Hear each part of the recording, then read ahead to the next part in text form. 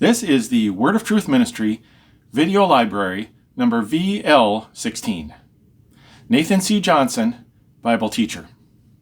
I greet you in the faith and fellowship of our great God and Savior, the Lord Jesus Christ, whose we are, whom we love, and whom we serve.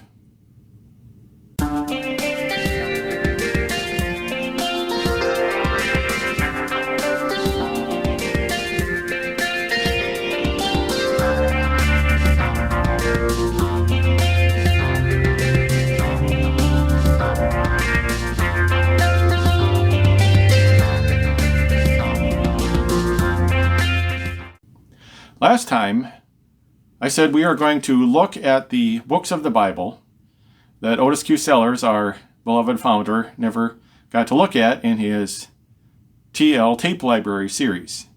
And we're starting off with the book of Job, which was the book he was dealing with when his debilitating stroke ended his ministry. And last time we started out with the book of Job from chapter 1, and we saw that Job was this man in the land of Uz.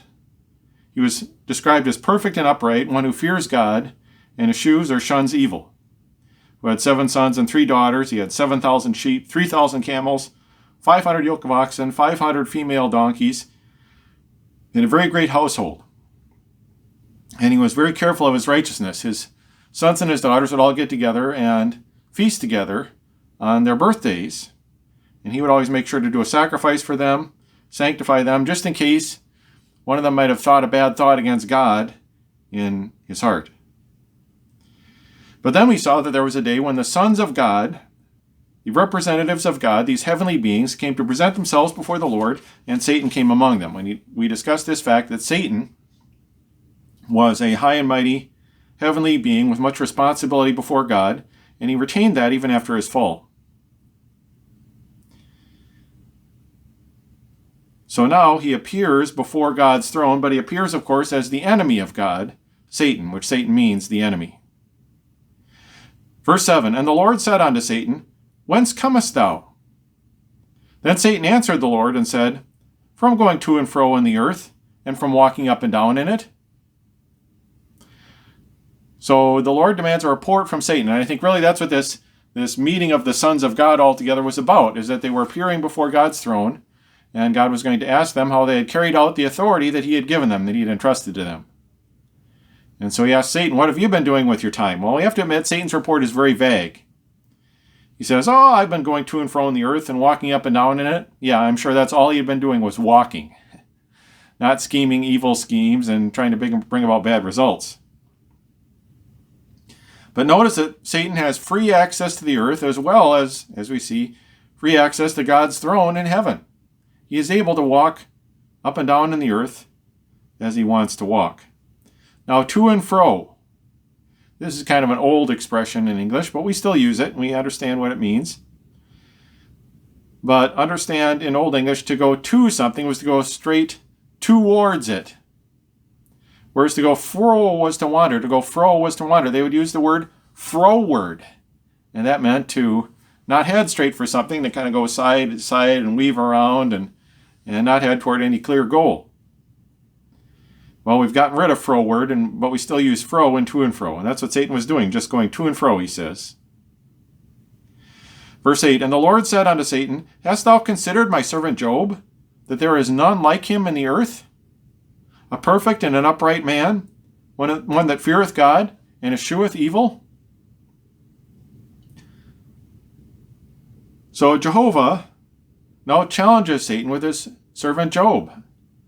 And he boasts on Job. He boasts on his servant. And his assessment of Job, we have to admit, is high praise indeed, coming from the God of all. Now notice he gives him the same assessment that the narrator gave him back in verse 1 of Job.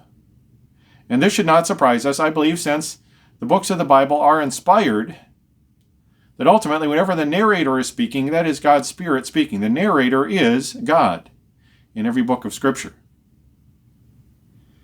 And so, needless to say, God's assessment of Job in verse 1 is the same as Jehovah's assessment of Job in verse 8. He is a perfect, a blameless, an upright man. He fears God, has proper respect and reverence and awe for God, and he escheweth evil. He just rejects it and won't have anything to do with working works that bring calamity, wrong works. Verse 9, Then Satan answered the Lord and said, Doth Job fear God for naught? So Satan is a scoffer. He's a mocker. And he doesn't take the Lord's word for it. He challenges it. He basically accuses Yehovah of bribing his servants. That the only reason your servants ever serve you is because you bribe them. Because you do things for them. Job is being bought, he says. Verse 10, Hast not thou made an hedge about him, and about his house, and about all that he hath on every side? Thou hast blessed the work of his hands, and his substance is increased in the land. So he says, you've put a hedge about him. That means a fence. Basically, you put a fence around him of protection so nothing can harm him.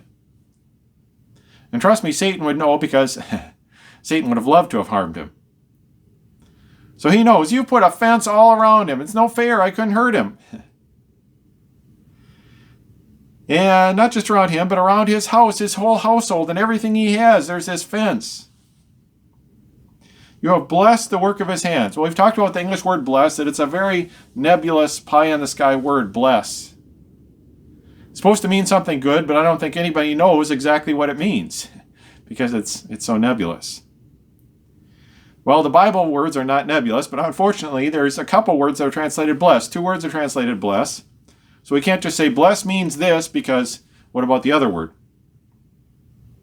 But in this case, the word is barak, B-A-R-A-K, which means to speak well of, or to praise, to extol.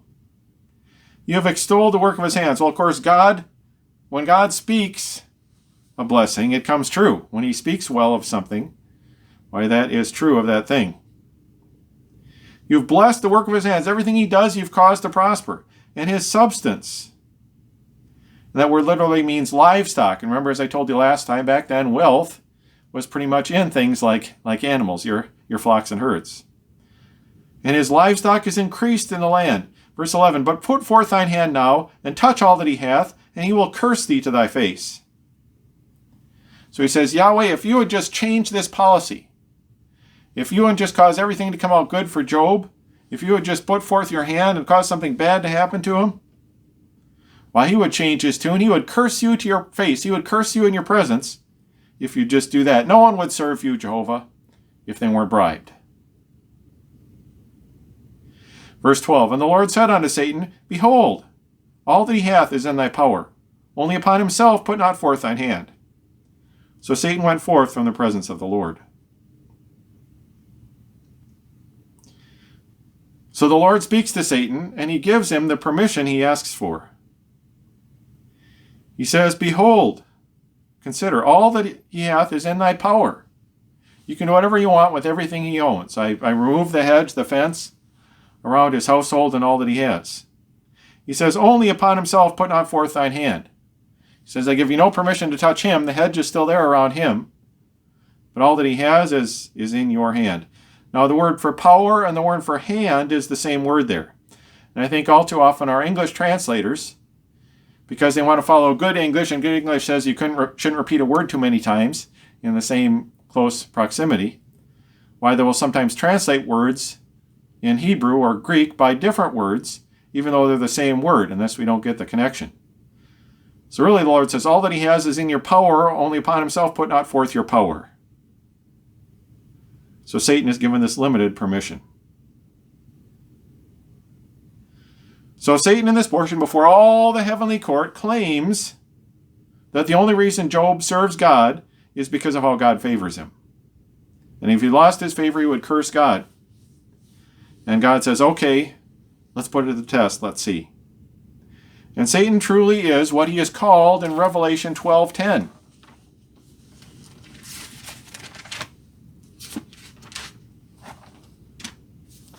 In Revelation 12:10,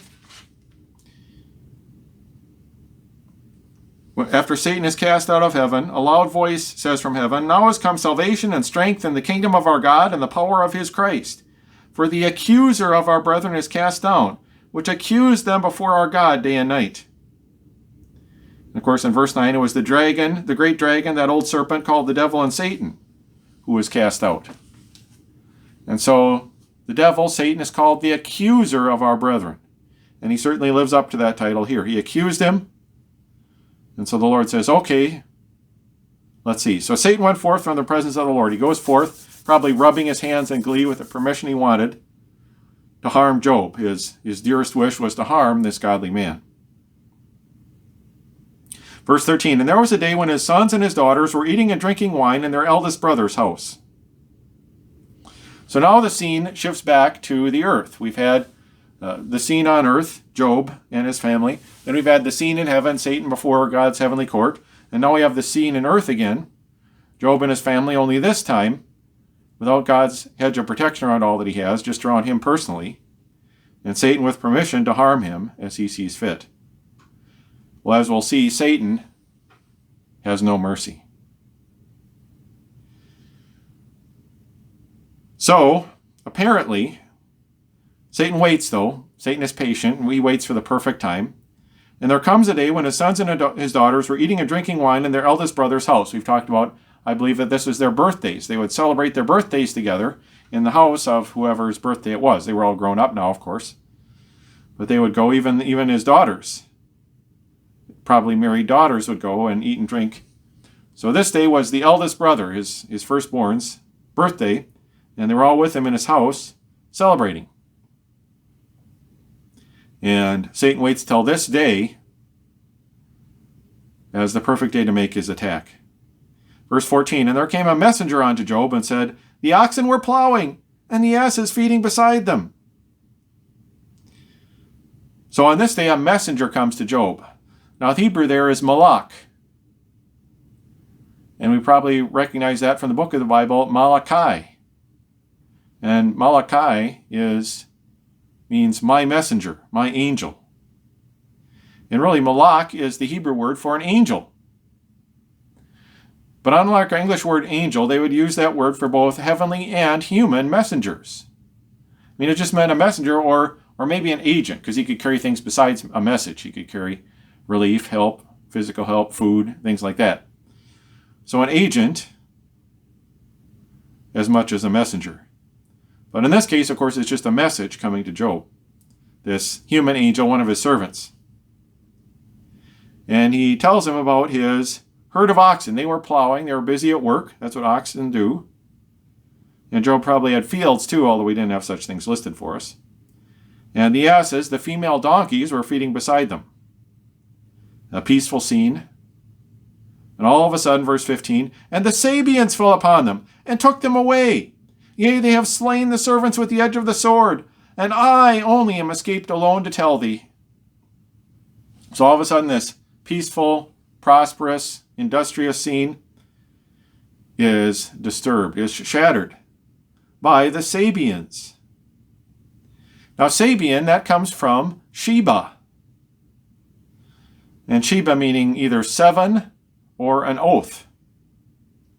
Now, we're familiar with the name of Sheba from the Queen of Sheba, who in the days of King Solomon came from Sheba to Solomon to learn of his wisdom.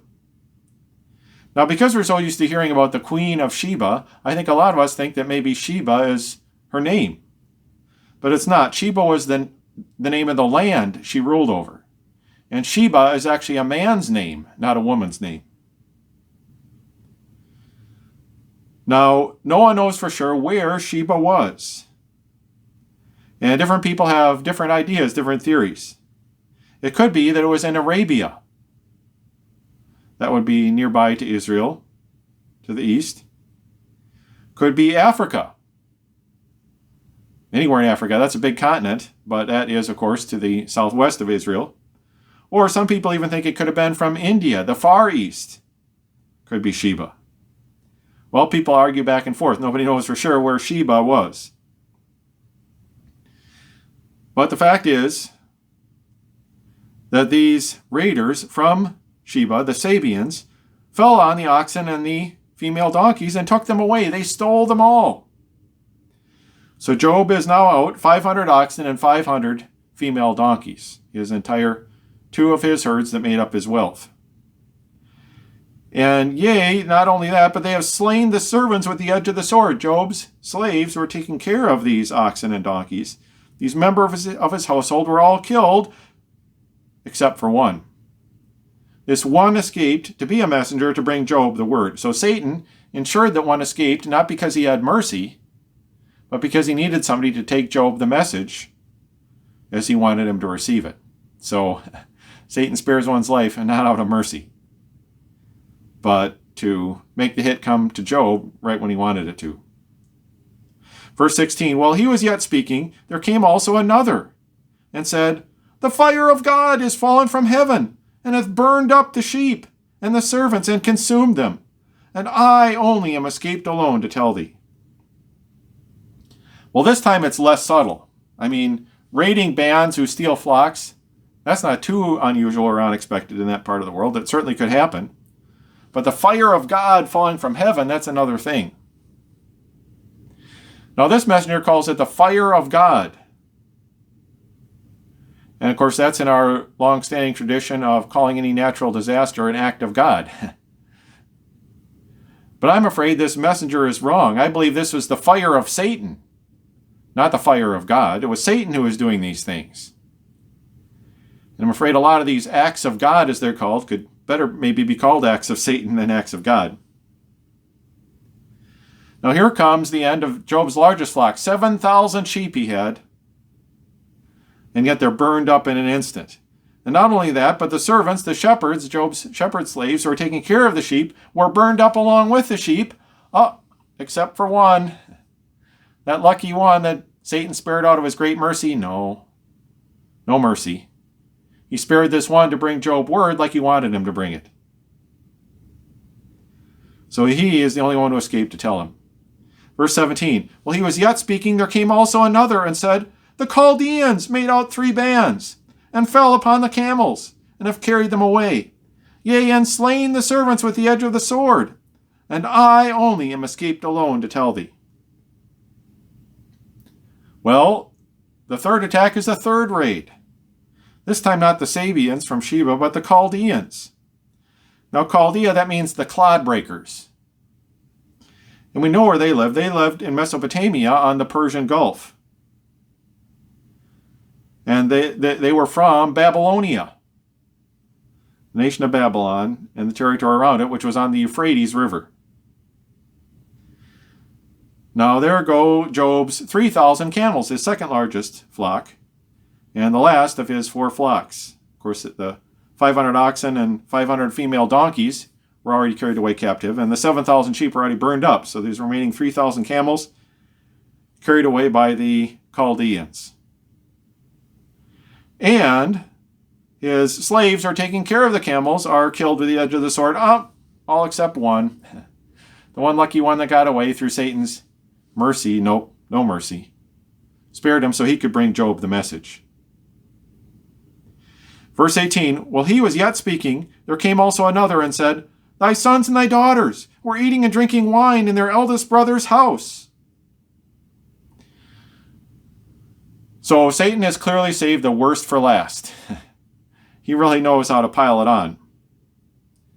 And so the servant first reminds us of verse 13, that this was the eldest brother's birthday, that all 10 of his children were gathered together in this eldest brother's house, celebrating. Verse 19, and behold, there came a great wind from the wilderness, and smote the 4 corners of the house, and it fell upon the young men, and they are dead. And I only am escaped alone to tell thee. So he says there came a great wind from the wilderness, but the Hebrew word is ruach, spelled R-U-A-C-H. And it's the word often translated as spirit. But it can also mean a wind, and the spirit is a lot like a wind, invisible. You can't really see it, but you can see the effects of what the spirit does. Same thing with the wind. Well, the wind came from the uninhabited places, and it struck the 4 corners of the house. And this wind was basically a cyclone. That's what this ruach was. It smote the 4 corners of the house, and it fell upon the young men, upon the young people, of course. 3 of them were girls, Job's daughters. It fell upon the young people, and they're dead. They all died. And I only. He doesn't mention other servants that were no doubt there. But once again, Satan has singular mercy, not for mercy's sake, but to bring Job the message. I only am escaped alone to tell thee. Now, notice how this happened. Imagine Job sitting there. It's a good day, having a good day. His children are celebrating. It's the birthday of one of them. Everything's going good in his life. He's wealthy. He's happy. All of a sudden, these messengers come, one in after the other, the next one coming before the first one's done speaking. And imagine Job sitting there as these messengers arrive in this perfect sequence. And there's one thing that could not be doubted by Job or anyone with half a brain. And that is that this is not just some natural calamity. The supernatural character of this calamity can't be doubted. This is a coordinated attack upon Job, and not coordinated by an inhuman hand, but by a supernatural hand. Nothing natural could have caused the stunning coordinated attack on all that Job possessed and held dear. And so one thing is very, very clear to Job. This attack is supernatural. Verb 20. Then Job arose and rent his mantle and shaved his head and fell down upon the ground and worshipped. So this tearing of the mantle of your outer garment was a sign of mourning. And shaving the head bald was also a sign of mourning. And they had these things in their culture. Traditional signs of mourning. Our maybe only traditional sign of mourning is wearing black. And even then, not everybody does it. But I think the idea behind these traditional signs of mourning was it gave you something to do. I mean, when you're in mourning, when you're in terrible grief, you're all mixed up, you don't know what to do. Well, culture, I think, was very kind in giving people things to do. Okay, well, you need to tear your garments, you need to shave your head, you need to cast ashes, and you need to do these things to show your mourning. And what a relief to have a way to actually show what you're feeling. And so I think our culture is rather foolish not to have traditional ways of showing mourning. But he does these traditional signs of mourning. But then what does he do? Does he do what Satan predicted? Does he curse God to his face? No. No, he falls down on the ground and worships God. Take that, Satan. Verse 21, and said, Naked came I out of my mother's womb, and naked shall I return thither. The Lord gave, and the Lord hath taken away. Blessed be the name of the Lord. So Job says, I'm willing to give up everything. I'm even willing to give up my children to Yehovah if he demands it. After all, I came into the world with nothing, and if Yehovah wants me to leave the world with nothing, so be it. What an attitude he had. What an attitude. Verse 22. In all this Job sinned not, nor charged God foolishly. So in all this Job didn't sin, and he didn't charge. And the word there means give, Hebrew Nathan. He did not give folly to God, foolishness to God. He didn't accuse God foolishly or accuse God of foolishness. But notice this. It's true, Job did not sin. He did not charge God with wrong. But what did he do? When he saw this horrible supernatural attack on him, he immediately made an assumption. And that assumption was wrong. What is that assumption?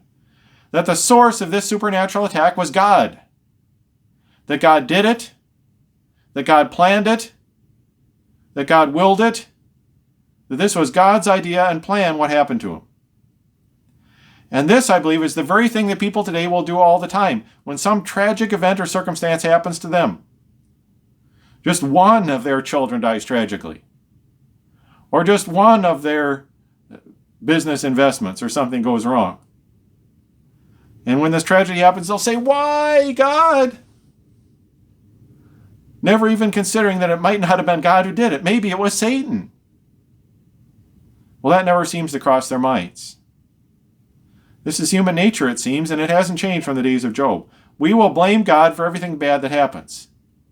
As if there is no devil, as if there is no Satan, as if there could be no other possible source of misfortune than God cursing us. That God sets up authority structures. For example, God put the human race in charge of this earth, in charge of everything he had created in this world. And we had authority over this earth, over the plant kingdom and the animal kingdom and so forth. And when we fell from God, when we sinned, they lost out too. God's animal kingdom is in chaos, full of suffering, full of calamity, full of death because of our choice. We were the ones in charge, and so they suffer for it. And when God finally redeems this world and makes it the way he intended it to be, why, the animal kingdom will benefit from that as well. In Isaiah 11, when it speaks of God's kingdom, verse 4, with righteousness shall he judge the poor, and reprove with equity for the meek of the earth. And he shall smite the earth with the rod of his mouth, and with the breath of his lips shall he slay the wicked, and righteousness shall be the girdle of his loins, and faithfulness the girdle of his reins. I believe that is describing when God takes control of the earth in his kingdom. Then we read in verse 6, the wolf also shall dwell with the lamb, the predator with the prey. And the leopard shall lie down with the kid, and the calf, and the young lion, and the fatling together, and a little child shall lead them. And the cow and the bear shall feed, their young ones shall lie down together, and the lion shall eat straw like the ox. And the sucking child, the child who isn't weaned, shall play on the hole of the asp. And the weaned child shall put his hand on the cockatrice's den. Again, a poisonous snake. They, these animals, shall not hurt nor destroy in all my holy mountain, my holy government. For the earth shall be full of the knowledge of the Lord, as the waters cover the sea. So understand, those under our authority suffer because of us. Now Adam had authority over this earth, and yet Adam, when Satan came to him and tried to get him to go his way, Adam went Satan's way. He rejected Jehovah, who had walked with him in the garden and given him so much and showed so much love to him, and gave Satan, therefore, great authority over the earth. And apparently this allowed Satan, at least in part, to represent the earth in heaven's court. Satan in these scenes in Job look almost like the earth's senator, representing the earth before heaven's court. Now understand that a senator can be chosen from our states in the United States, and they represent that state. Now the senator might be a different party from the president.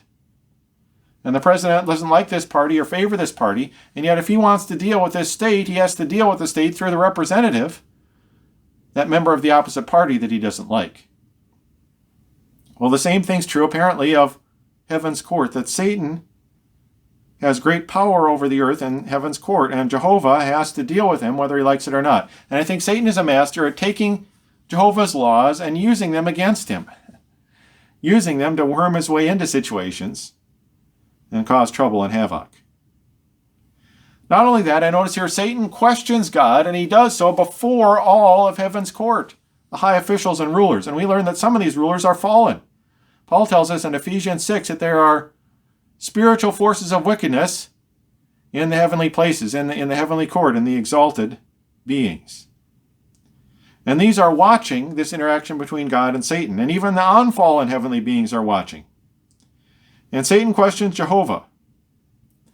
Now, we tend to have this idea that in heaven there are either these unfallen angels who are perfect and sinless and wonderful, or fallen angels that have turned away from God and gone to sin and wickedness.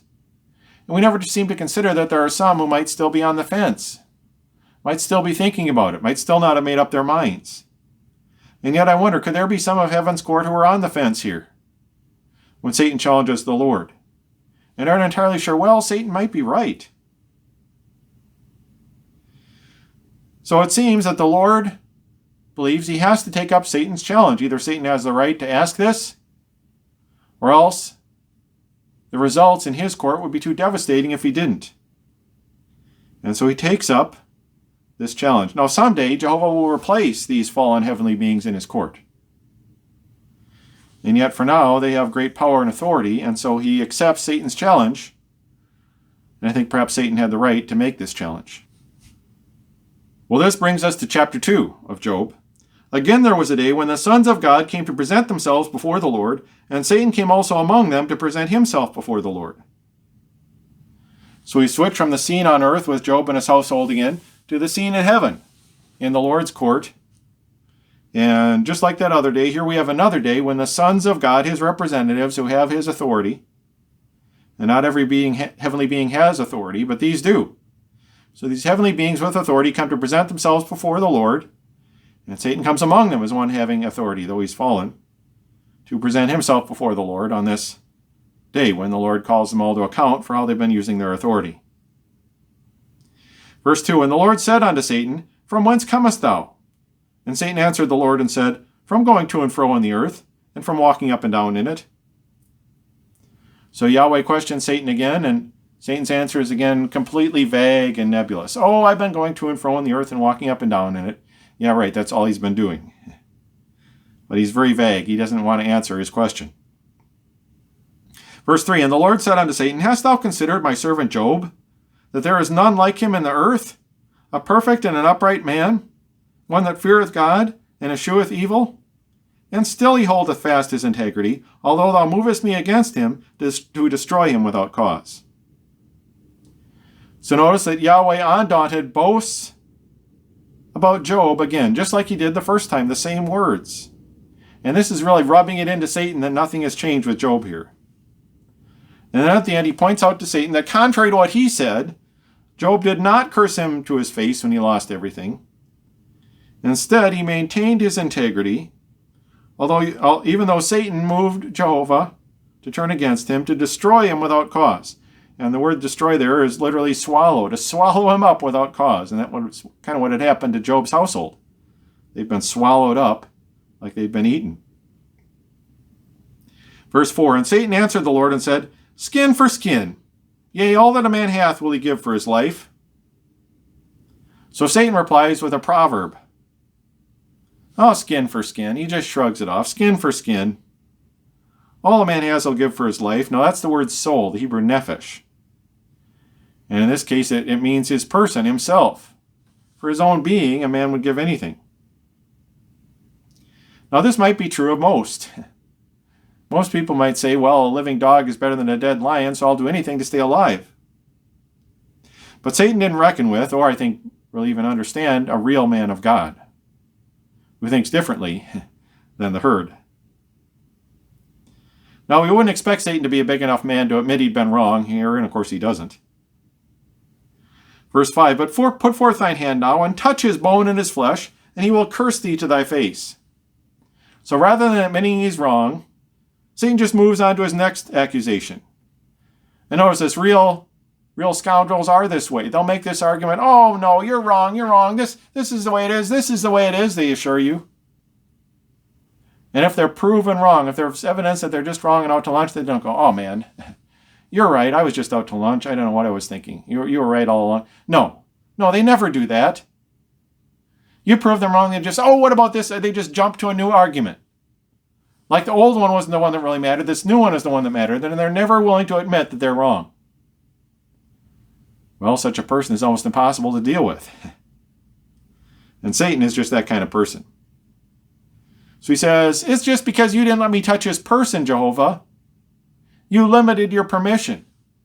You moved the hedge, but you didn't remove it completely. You just moved it around him. And if I'd been able to touch him, well, then I would have been right. So he challenges Jehovah again. It's just because you allowed him to save his own neck, his own person, his own health. And if you had let me touch him, why then my words would have been true. He would have cursed you to your face. Verse 6, And the Lord said unto Satan, Behold, he is in thine hand, but save his life. So once again, Yehovah is not the one who will do this. Satan says, you put forth your hand and touch him. Yehovah says, no, you have permission to do it. Yehovah is not going to do this. He's not going to harm Job for no reason.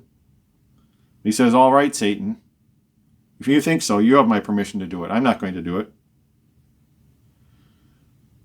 Oh, again, he says he's in your hand. He's in your power. In other words, that's what is in your hand is in your power. You can do what you want with it. He says, but save his life. And life, again, is save his soul, his nephesh. And that is the terminology in the Bible. The Bible never talks about saving a life. You can't save a life. Life can never be in danger. Life flows from God, and when you die, the life just returns to God. Nothing happens to it. But it's your soul that ends when you die. So the soul is the thing that can be in danger in the biblical terminology, not the life. So he says, spare his soul. He limits his power. You can harm him, but you can't kill him. Well, Satan has gotten the permission he wanted. And what will happen? Will he be right this time? Or will Jehovah be proved right again? Well, we will see in our next study. But in this portion, we see Satan accuses Yehovah before his court. claiming that no one serves God without being bought and paid for. Yehovah gives him a chance to prove it. And Job loses everything at Satan's cruel hand. Yet he stands the test and still reveres God. But Satan, not satisfied and not a big enough man to admit he was wrong, claims, oh, it's only because Jehovah didn't let me touch Job's person. If you let me harm him, then he would have done what I said. Well, he gets permission to act. What an unrepentant mocker Satan is. Well, what do you expect? Well, praise God that Satan's ways are not God's ways, and that this wicked being will come to destruction in the end.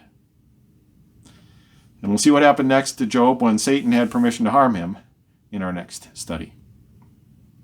Until we meet again around the pages of God's book, I bid you goodbye.